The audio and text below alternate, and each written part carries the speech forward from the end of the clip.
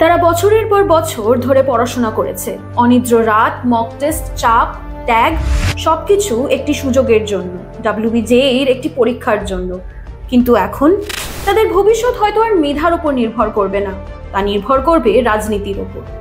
মমতা বন্দ্যোপাধ্যায়ের পশ্চিমবঙ্গ সরকার একটি বিতর্কিত আইন পাস করে, the West Bengal backward classes other than scheduled castes and scheduled tribes reservation of vacancies in services and posts bill 2024।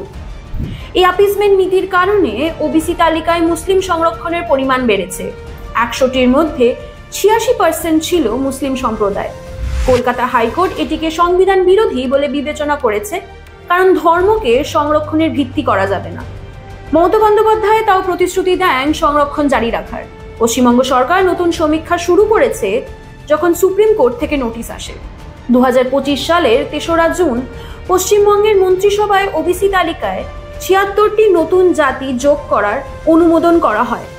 আগের তালিকা থেকে 66টির মধ্যে 64টি জাতিকে রাখা হয় এবং 2টি সরিয়ে দেওয়া হয়।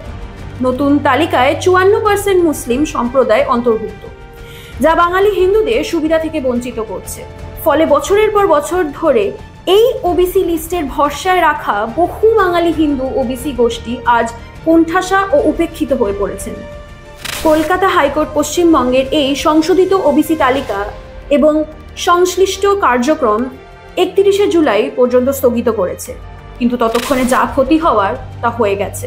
এই আইনটির জটিলতার কারণে WBJER কাউন্সিলিং বন্ধ, কলেজ ভর্তির প্রক্রিয়া স্থগিত, হাজার হাজার ছাত্রছাত্রীর জন্য তৈরি হয়েছে এক অনিশ্চিত পরিবেশ।